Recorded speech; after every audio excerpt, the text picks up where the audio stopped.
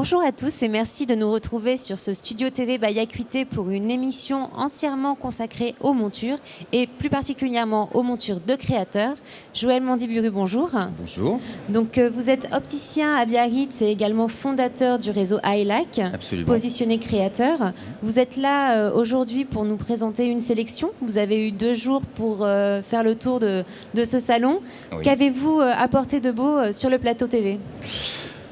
Alors j'ai pris plusieurs produits dans des gammes de prix différents, avec des états d'esprit différents, que des produits européens et surtout des montures de créateurs avec lesquels nous travaillons depuis des années. Parce que le réseau iLac, en fait, la tribu d'opticiens iLac partage avec ses fabricants et les créateurs des valeurs. Et tous les produits qui sont là représentent ces valeurs, que ce soit en unicité de produit ou en authenticité, dans la générosité de la relation, dans l'univers. Alors, je vais... Donc là, c'est un petit peu votre sélection coup de cœur. C'est la sélection coup de cœur, mais avec un historique, avec tous les produits qui sont là. Bien sûr. D'accord ? Alors, par quoi commençons ? Eh bien, je vais commencer par le Silmo d'or pour la lunette enfant. Alors, ça, c'est un produit de chez Caroline Abram. C'est la petite collection pour enfants avec donc des doubles plaques, un petit bijou à lunettes en cristal Swarovski et vraiment un petit produit très sympa. La collection Caroline s'est vraiment développée depuis 2-3 ans sur les têtes à lunettes, enfin les lunettes enfants, et c'est un produit qui chausse particulièrement bien. On n'a pas beaucoup de choix en produits lunettes. Pour les enfants ? Enfants, bien sûr. Et un nouveau créateur est vraiment le bienvenu, surtout qu'elle a déjà quand même une forte expérience maintenant en lunettes acétate développée, puisque c'est en fait tous ceux qui sont là sont aussi opticiens à la base. Et ça, c'est aussi important. Disons qu'on a une sensibilité peut-être plus rapide avec Donc là, c'est un modèle qui est très girly. On est sur quelle tranche d'âge ? Là, vous êtes disons que c'est à plusieurs tailles également, entre 7 et 11-12 ans, quoi. Après, on peut passer sur autre chose. Mais il y a des postes plus grands pour même les jeunes ados, quoi.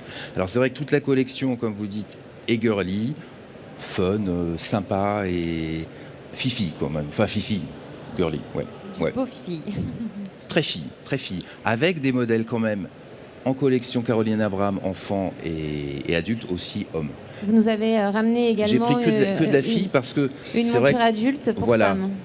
Modèle adulte parce que la collection Caroline, elle a développé cette année pas mal d'asymétrie qu'on a pu voir déjà il y a quelques années, mais qui revient, enfin asymétrie en tout cas dans les collages, avec des biseaux, un souci pour une gamme de prix quand même sympathique, un souci du détail jusqu'au bout, et c'est vrai que c'est un produit qui plaît bien.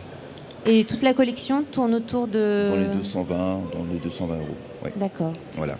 Et c'est vraiment pour la travailler, puisqu'en fait, nous, on a quand même une relation historique avec les gens avec qui on travaille.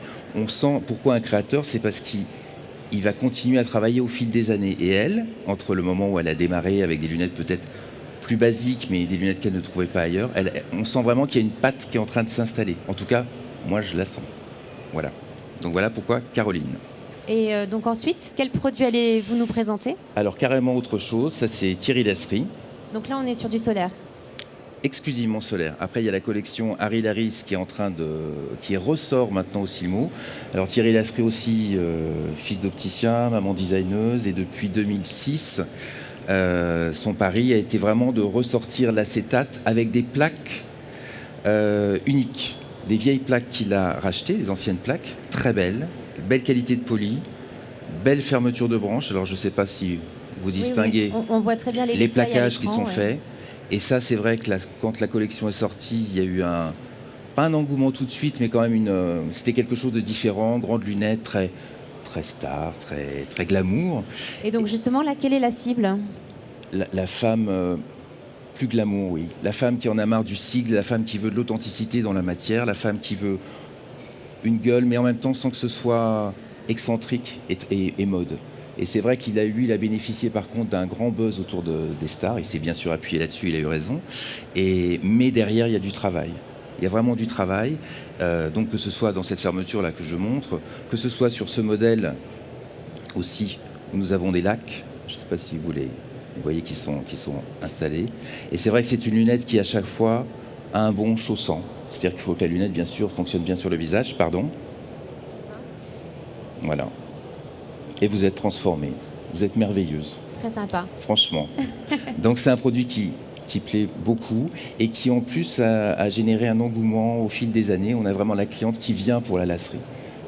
Et sur Biarritz, notamment, une grosse clientèle russe qui est très friande de ce produit. Elles connaissent tout. Je ne sais pas comment, mais elles connaissent tous les produits. Elles sont vraiment très, très, très sensibilisées à l'univers de marque et à la qualité du produit. Et elles rachètent une autre lacerie. Et là, on est sur quelle gamme de prix ? On va dire 250-300, quoi, quand même. Voilà. D'accord. Poursuivons. Alors ensuite, Ensuite, IC Berlin. Alors IC Berlin, ça fait bien longtemps aussi qu'on travaille la marque.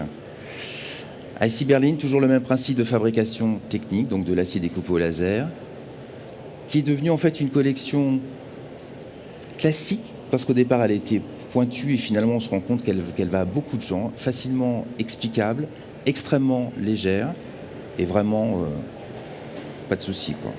Donc là, on a aussi un univers de marque très important qui colle avec nos univers des boutiques High-Like aussi, puisqu'il y a quelque chose d'un peu fou, d'un peu sympathique, généreux.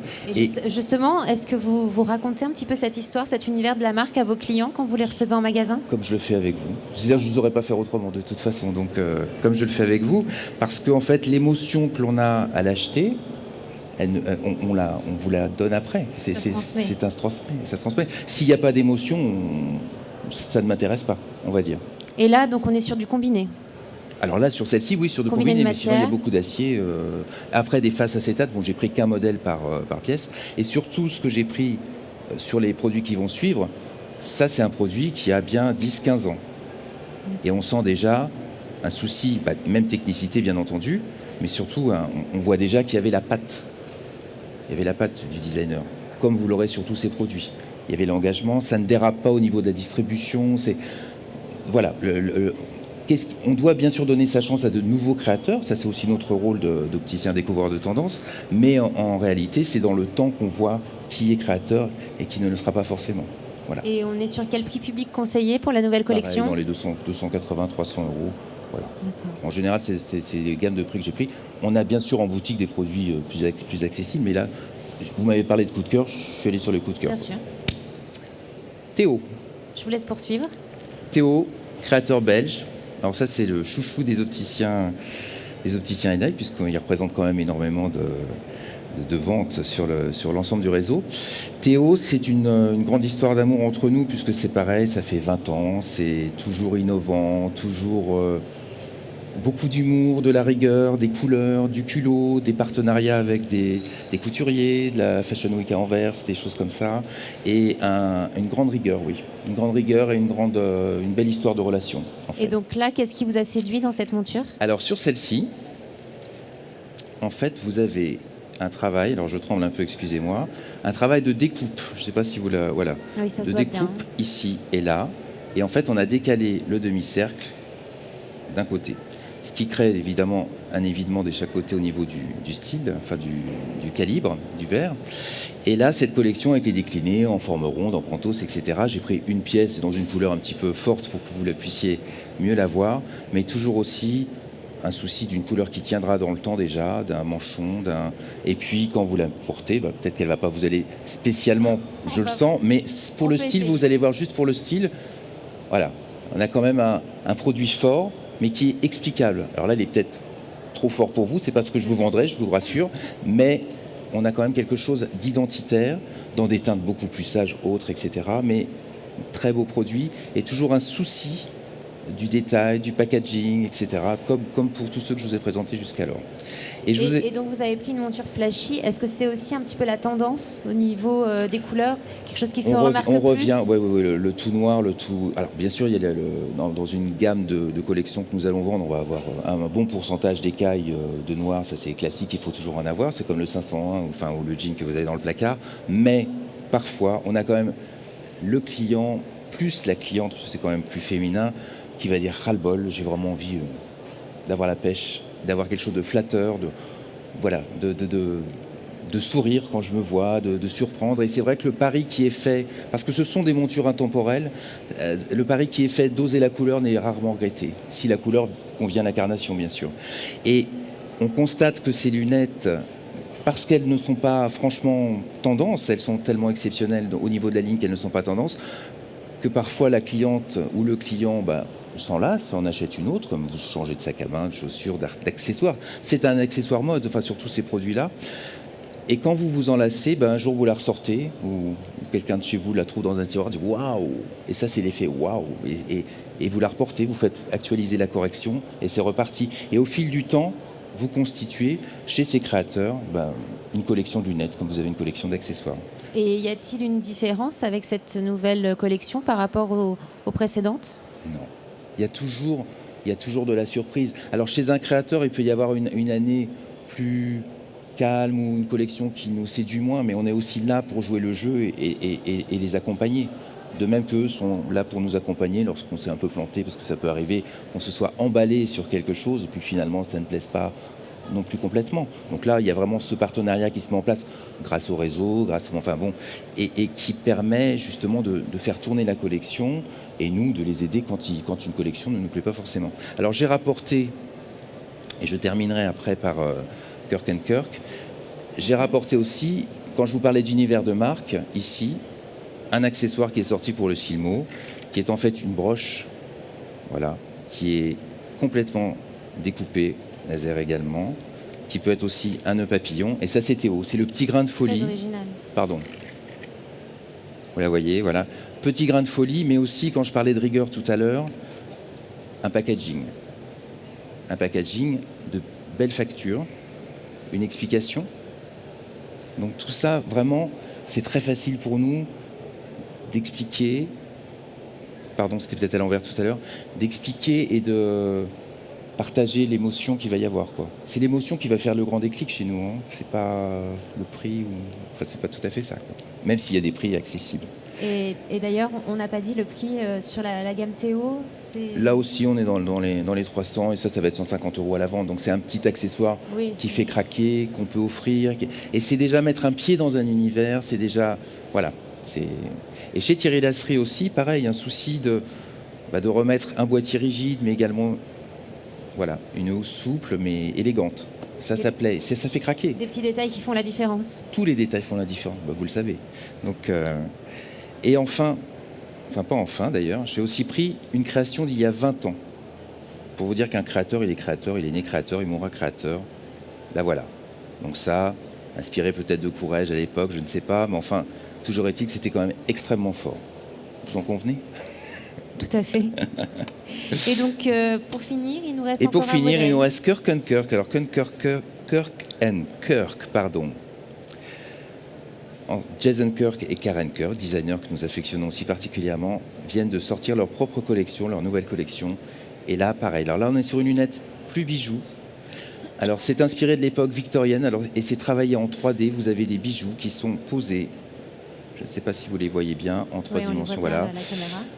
Donc, inspiré, c'est la collection Vivarium, et inspiré en fait des sciences naturelles à l'époque victorienne, avec ces inserts qui sont en or 9 carats ou en argent sterling, sur de l'acrylique. Et c'est vraiment un produit très particulier aujourd'hui, unique pour l'instant au niveau de cet insert.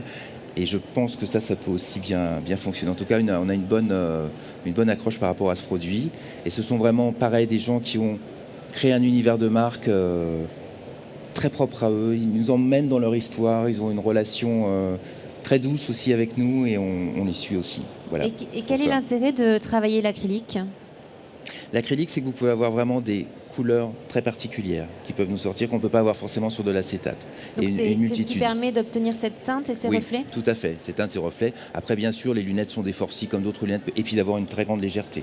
La lunette est très légère, et ça sera une belle lunette aussi bien masculine que féminine, puisqu'il y a des chevaux, d'autres insectes, et ça va être quelque chose d'assez sympa, je pense. Voilà. Et donc là, on est sur quel prix public conseillé ? Alors là, vous êtes un petit peu plus cher, bien sûr, puisque c'est une matière noble et précieuse. Ce sont des joailliers anglais qui le font. La fabrication est française, mais la partie argent et or, ce sont des joailliers anglais. Et là, on est entre 400 et 500 €. Voilà. Sachant qu'une lunette très haut de gamme, vous pouvez aller jusqu'à 1500, 2000 euros. Si vous avez de la corne, si vous avez de la pierre, bon voilà, ça s'intègre. Mais disons que chez nous, justement, entre la lunette de chez Caroline, ou même en dessous, et même au-dessus de celle de chez Kirk & Kirk, vous avez matière à rêver sur des prix vraiment très différents, quoi. Et surtout, entre nous aussi, on s'entraîne à rêver, puisque certains qui auront découvert d'autres collections vont m'en parler. Et voilà, c'est comme ça un petit peu que ça va fonctionner. Donc le partage. Ah oui, bien sûr. Ça fait vraiment partie de nos valeurs, c'est essentiel. Échange, partage, sinon on n'avance pas, quoi. On ne peut pas être aujourd'hui indépendant sans être fédéré, à mon sens. Voilà. Merci. Merci à vous. Merci Joël. Quant à nous, on se retrouve dès 14h pour une émission entièrement consacrée au verre. Merci.